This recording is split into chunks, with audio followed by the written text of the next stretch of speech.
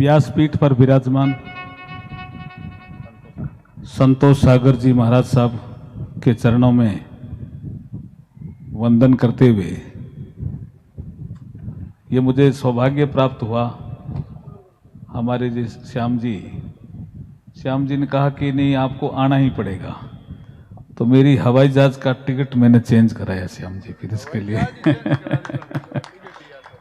तो पहले वो लगा कि शायद वो है नहीं आज, जैसे पता लगा वो है आज, तो मैंने कहा इतने लोगों के दर्शन हो जाएंगे।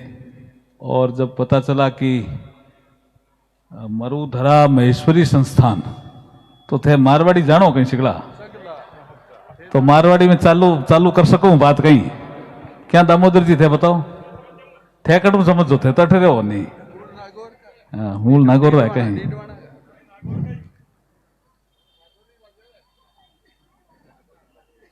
मैं थोड़ा मारवाड़ी में बोलने की कोशिश करूंगा और थोड़ा को जो गुरुदेव ने अभी गीता पे कहा है उसके बारे में जो प्रधानमंत्री जी का सोच है उसको बताने का इसलिए प्रयास करूंगा कि ये काम संस्कृति मंत्रालय के नाते मेरे पास है कि हम गीता का प्रचार प्रसार कैसे बखूबी कर सकते हैं। कितने देशों में गीता का अनुवाद उनकी भाषाओं में हो गया है, कहाँ अनुवाद होता है, कहाँ कमी रहती है। कभी कभी वो कुछ ऐसी चीजें डाल देते हैं जो हमारे भारतीय पुरातन ज्ञान या पुरातन संस्कृति के अनुरूप नहीं होती है, तो हम उन विदेश मंत्रालय के अधिकारियों से बात करके, मिशन के अधिकारियों से बात करके चेंज भी कराते हैं।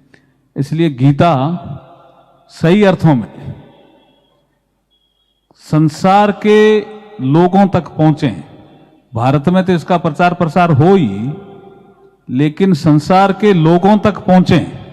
और बहुत शुभ अवसर है कि G20 का प्रेसिडेंसी भारत को मिली है, तो पूरा 2023 में G20 के 43 देश आएंगे जो 85% इकोनॉमी को कंट्रोल करते हैं। सारे देश हैं करीब करीब, भारत को प्रेसिडेंसी मिली है। तो मैं संतोष सागर जी के चरणों में निवेदन करना चाहता हूं कि मैं कोशिश करूंगा, हमारे संस्कृति मंत्रालय के 4 इवेंट हैं, खजुराहो, हम्पी, भुवनेश्वर और आगरा। उसके अलावा अलग अलग मंत्रालयों के भी इवेंट हैं। तो मैं कोशिश करूंगा कि सभी इवेंट जहां होंगे वहां जो विदेशी मेहमान आएंगे उनको हम गीता भेंट करने का संकल्प लेते हैं, तो उससे भी एक गीता जो है पूरे संसार में चली जाएगी। उसमें 7 विकसित देश हैं जिसमें America, Japan, England, Germany, France, Italy ऐसे देश भी हैं, कनाडा, और कुछ विकासशील देश भी हैं जिसमें ऑस्ट्रेलिया से लेकर के हम Indonesia, India, Argentina, Brazil, Mexico, south Africa ऐसे देश भी हैं। तो वो, और यूरोपियन यूनियन अपने आप में एक देश है लेकिन पूरा यूरोप है उसमें। तो ऐसे करके 43 देशों के लोग आएंगे। जब भी आएंगे, सेक्रेटरी आएंगे तो 43 देशों के आएंगे, कल्चर मिनिस्टर आएंगे तो 43 देशों के आएंगे, टूरिस्ट मिनिस्टर आएंगे तो 43 देशों के आएंगे, राष्ट्राध्यक्ष सब आएंगे लास्ट में नवंबर दिसंबर में, लेकिन उससे पहले सारे महकमों के मंत्री आएंगे। तो सबको हम गीता भेंट करने का प्रयास करेंगे, ये हम आपको यहां वचन देते हैं भीलवाड़ा की इस पावन धरती से। ये बड़ा काम हो जाएगा ऐसा हमें लगता है। और प्रधानमंत्री जी देते भी हैं, भेंट करते भी हैं।